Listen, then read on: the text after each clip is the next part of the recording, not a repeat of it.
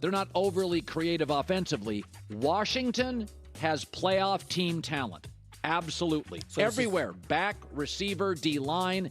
I like Washington. I think Washington's one of those teams physically that can match up with – there are not many that can match up with the Niners. O-line, D-line, they can match up with them.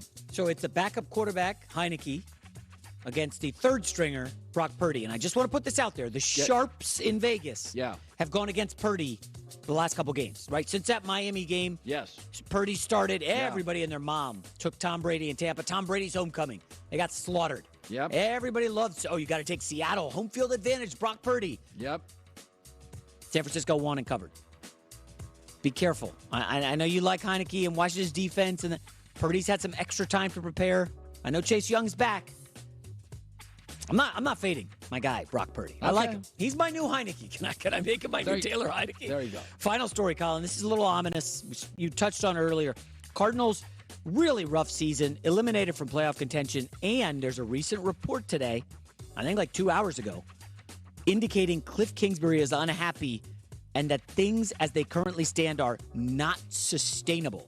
Kingsbury's relationships with the owner, Bidwell, the GM, Keim, and Kyler Murray, all those three have soured. We talked about chemistry. All those relationships souring. The report indicated Cliff could resign because he's tired of the BS in Arizona. It's really bad right now, really bad. So Kingsbury doesn't feel supported because he's got to work with Kyler. The Kyler thing is maybe not as bad as people think. It's not ideal. Keim's going through a personal battle and personal issues. The owner's tired of all of it. Cliff would like more support from the owner. It's not great. It's bad. Yeah. Who's your owner going to support? He cowered when Kyler Murray was like, take this thing out of my contract. And sorry, Kyler. Who's running the show there? Bottom line, though, you got to, at some point, Kyler Murray, the quarterback can make everything right. Well, here's my play well, it makes everything right in this league. Let's say Kingsbury says, all right, I'm out of here. I'm stepping aside, blah, blah, blah. Is this an attractive job? No. Second thing is Kingsbury is going to be a great potential hire for Oklahoma. If Venables in year 2 struggles, go hire Cliff Kingsbury. I hadn't thought about that. Yeah, Venables struggles. He may not.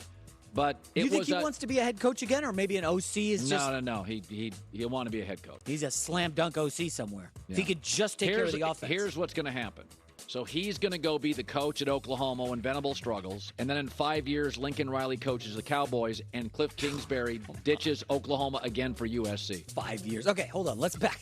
That's so much to take in. This is a tough one. What is a better job if Kingsbury steps down? Arizona Cardinals or the Houston Texans? Think it over. Don't make an irrational choice here. Arizona Cardinals. It's a better job. I don't know about that. No Kyler Murray for the first at least 12 weeks? Get in there, make it work. I'm not saying it's easy, but at least I got my guy. The quarterback's higher paid than you are. Well, he controls the owner. I don't care about that. Oh. J-Mac with the news. Well, that's the news. And thanks for stopping by. Big edge here. The headline will be L.A. Fa-la-la-la-la lost to Denver. Ooh. Yeah, I feel bad for Baker Mayfield and the Rams. Colin, Aaron Donald, they just announced done for the season, shutting him down. You look at this roster. They basically had 2 drives, that's it, against the Raiders. Remember, late in the game? Yep. Last week against the Packers. They had 1 drive, garbage time, when it was 24-6. Denver is playing well. They're trending strongly at the end of the season. Looked good coming back from 27-0 against the Chiefs. Yeah. They did almost beat the Ravens, and last week got the win over the Cardinals. And you're like, Jason, those teams kind of stink other than the Chiefs. Well, the Rams stink, Colin. This is not a good team. Rams season is over. They're looking at next year. I like Denver and Russ to get a nice win. Their second trip to SoFi. They almost beat the Chargers. Overtime game was good. I like Denver here. Yeah. If they can fix their O-line and get the right coach, you and I both believe this. All is not lost. Yeah. Russ is not as bad as he's been this year. He's just not. Tomorrow's headlines today, 2 sinking ships, Bucks, Brady, and Cardinals. Yeah, listen, Arizona, as we detailed, is a badly sinking ship taking on water. The headline will be, we wished you a Merry Christmas, but you got Trace McSorley. And Tampa Bay's probably going to destroy these guys. Arizona, truly a mess. And you just look at the injury report for Tampa and you're like, are these guys healthy or are they veterans who have been through some postseason wars? We know we're winning the division. We got to lock this down. I think Brady gets the victory. Arizona really internally a just a dumpster fire. And you feel a little bad for Kingsbury. Yeah. This report today that Kingsbury is frustrated, can't get the owner on his side, may just walk away. So now you got players like, geez, what's going on here? Be careful. Arizona is in trouble this season. All right. Tomorrow's headlines today. This one's interesting. The Bengals are red hot, little banged up. Yep. Patriots recently humiliated, and the wind is going to be 25 miles an hour. So, I know, you get northeast wind. You saw it last night. It's supposed to be worse this weekend. Bengals, Patriots, what do you have? Belichick loves the slop. Remember, the wind, all that stuff. He ready does. for it. The headline will be Bengal, Bengal, Bengal. I made it out of day. Little Christmas theme going here. Listen, Bengals have been a covering machine. Yes. Your audience is all over me on social media. You got to pick the Bengals this week. You got to pick them. I'm on them.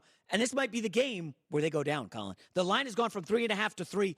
I don't think the Patriots are good football team right now. Fundamentally, what do they do well? Tell me. They don't throw the football well. The running back game is okay, but that was the Raiders last week, and they were down 17-3 at halftime. If not for a strong second half, they get blown out by a Raiders team. They say Cincinnati team.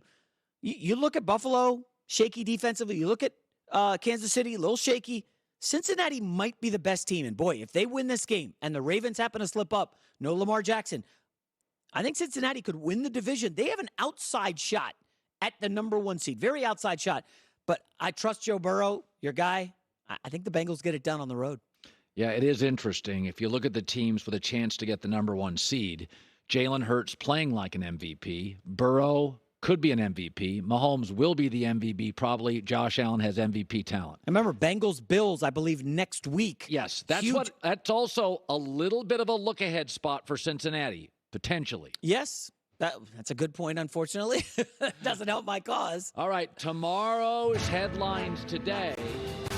This one's really under the radar. Kansas City's looked a lot more vulnerable on the defensive end. Seahawks, Chiefs, what do you have? Seahawks have lost 4 of 5. They are fading fast. The headline will be Christmas Carol got run over by a Reed deer. Andy Reid, this feels like a smash spot to me. Tyler Lockett, that injury is really bad for Seattle. Really is. Possession guy, you line him up outside in the slot anywhere. He's really your third down go-to. I love Tyler Lockett, and he's out.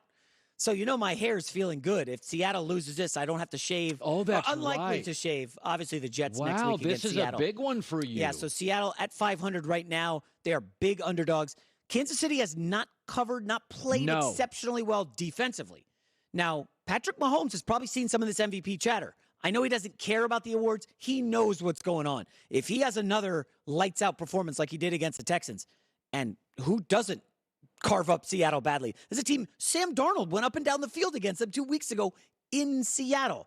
I don't think much of the Seahawks defense. I think Andy Reid and Patrick Mahomes get the win.